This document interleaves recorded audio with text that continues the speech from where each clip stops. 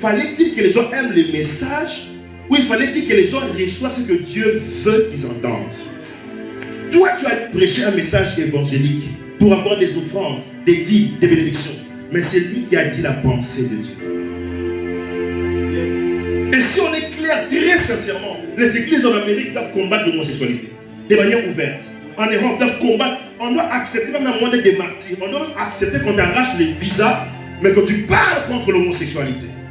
Personne ne le fait. Moi, je ne crois pas dans ce ministère prophétique-là. On ne peut pas être seulement là pour mettre aux gens de la mayonnaise.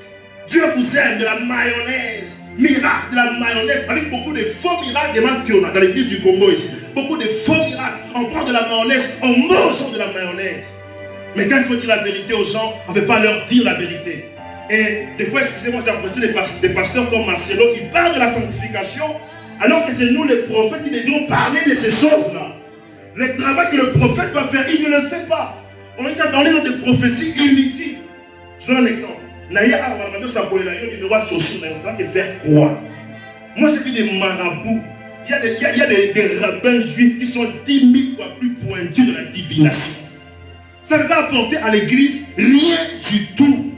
La Bible dit ceci dans le livre de 1 Corinthiens 14, verset 3. La prophétie, elle est rédemptrice, elle édifie, elle exhorte, elle console, elle instruit.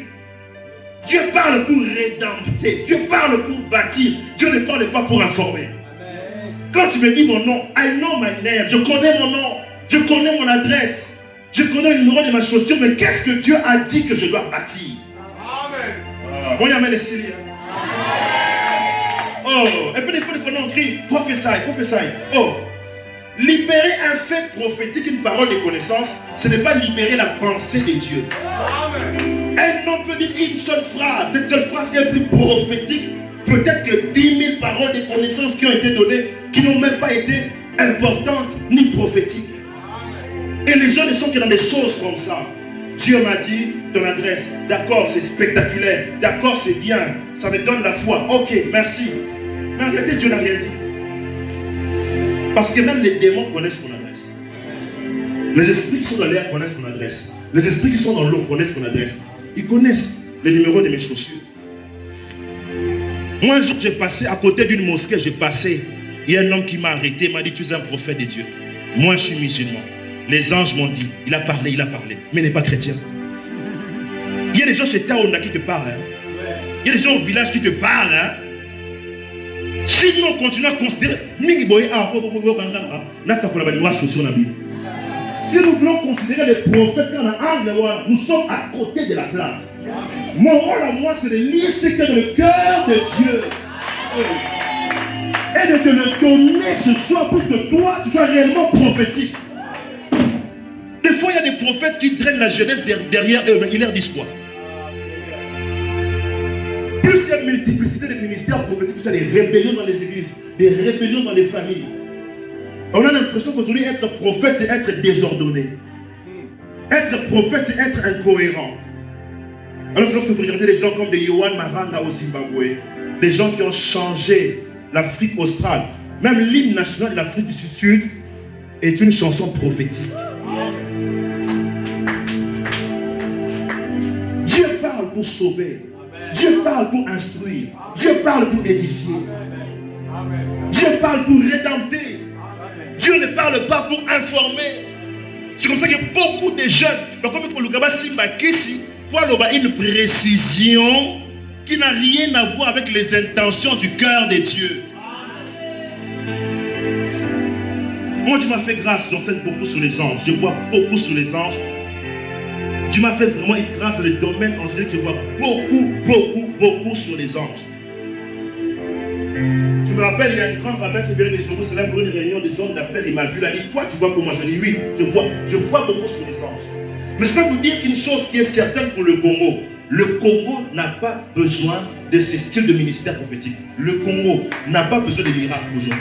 Le Congo n'a pas besoin de guérison seulement. Le Congo a besoin de transformation des cœurs. Le Congo a besoin des gens qui aiment Dieu pour des vrais. Le Congo a besoin d'une église qui se prosterne et qui adore Dieu avec un cœur pur. Même quand je ne dis pas Amen, moi je dis Amen. La RDC n'a pas besoin de tralali. Ça c'est la mayonnaise. Regardez, il y a des gens, je dois prophétiser pour avoir votre argent. Parce qu'en réalité, si on doit dire ce que Dieu dit, il y a des gens qui ne vont plus nous inviter. Ouais. Il y a des gens qui ne vont plus nous aimer, qui ne vont plus nous apprécier. Je vais vous dire une chose qui est vraie. Est-ce que vous savez que sincèrement sur le plan prophétique, la plupart des femmes qui mettent trop de choses comme ça, Dieu n'apprécie pas. C'est dans nos églises aujourd'hui, rares sont les prophètes qui vont vous dire qu'on est amené ici par la vie. Moi j'ai vu des réunions de réveil où on vient adorer le Saint-Esprit en donné. Tu ne verras pas ça à Jérusalem, tu ne verras pas ça en Israël. Garde Israël, Dieu est saint.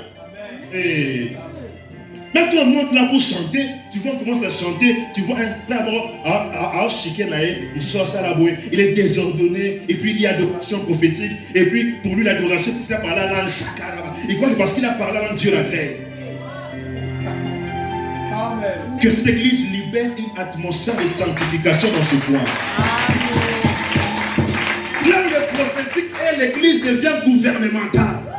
Là où le prophétique et l'église se soumet à l'autorité de Dieu. Là où le prophétique est la crainte de Dieu et le respect des valeurs, des commandements de Dieu reviennent dans l'église. Comment on peut aller dans des concerts? La personne qui fait le concert, tu regardes son habillement, sa façon de parler, sa façon de marcher. Tu regardes même les gens qui chantent, tu dis mais it's not God. Ça c'est du business évangélique. C'est du business. Savoir écrire des belles chansons, ce n'est pas être prophétique. Et les chansons ne transforment personne. Les jeunes apprennent à devenir des voyous, des pasteurs voyous, des bandits évangéliques qui n'écoutent personne. Parce que simplement, on ne leur a pas appris à être prophétique. Il y a une différence entre entendre la voix de Dieu et écouter. Et moi, je vais vous donner un conseil. Ne souhaitez même pas que Dieu vous parle en réalité sur votre vie. Parce que si Dieu doit vous dire la vérité, vous choquez. Amen. Hey. C'est pourquoi j'ai béni le sang de Jésus. Sincèrement, Jésus nous a vraiment rendu service. Alléluia. Oui, il nous a sauvés. J'ai béni le sang de Jésus. En réalité, l'église dans le monde a beaucoup de problèmes. Moi, je dis ceci. Je respecte beaucoup les hommes de Dieu qui viennent des États-Unis. Mais je crois que Dieu n'est pas en Amérique. Ça n'engage que moi. Je vois des fois des gens dire, des pasteurs venant de USA, de Tulsa, Oklahoma, ils viennent de XY pour apporter les réveils. Mais l'Amérique, c'est l'homosexualité aujourd'hui. Et les gens deviennent des transgenres. Tu n'as pas été capable d'apporter un réveil à Tulsa, Oklahoma, c'est en Afrique que tu vas amener le réveil. Ce n'est pas aux Américains d'amener le réveil en Afrique, c'est à l'Afrique d'amener le réveil en Amérique. On doit changer les Américains. Ne t'habille pas comme dans toutes les